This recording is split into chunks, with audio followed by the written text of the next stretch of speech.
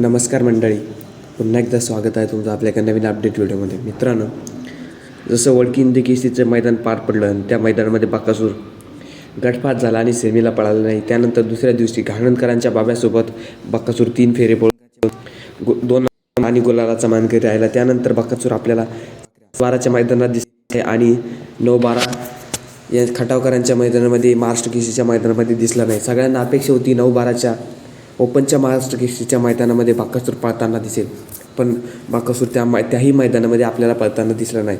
तर मित्रांनो, बकासूर कोणत्या मैदानात आपल्याला पळताना दिसणार ते तुम्हाला मी या व्हिडिओमध्ये सांगणार आहे. त्याआधी मित्रांनो, व्हिडिओ लाईक आणि चॅनल एक छोटंसं सबस्क्राईब नक्की करा.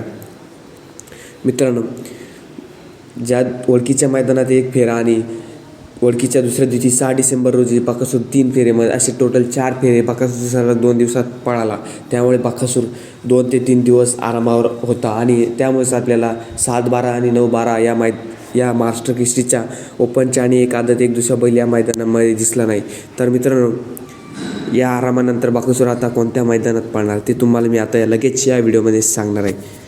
मित्रांनो, भव्य दिव्य असं शिवशंभो केसरीचं एक आदत एक बैल असा आदतचं गुरुवार दिनांक 11 डिसेंबर 2025 रोजी खळद बस स्टॉप मागे, तालुका पुरंदर, जिल्हा पुणे येथे 1,11,000 रुपयाचं 1 नंबरचं मैदान पार पडणार. आणि या मैदानामध्ये आपल्याला बकासूर पळताना दिसणार की नाही, तर मित्रांनो, या मैदानामध्ये आपल्याला बकासूर 100% पळताना दिसणार आहे. आणि एका टॉपच्या आणि नवीन चेहऱ्यामध्ये आपल्याला बकासूर आदत वासूर घेऊन या मैदानामध्ये पळताना दिसू शकतो. मित्रांनो, अशी एक अपडेट आलेली काही बकासूर एकतर नवीन चेहरा किंवा पुष्पराजसोबत या मैदानात आपल्याला पळताना दिसू शकतो.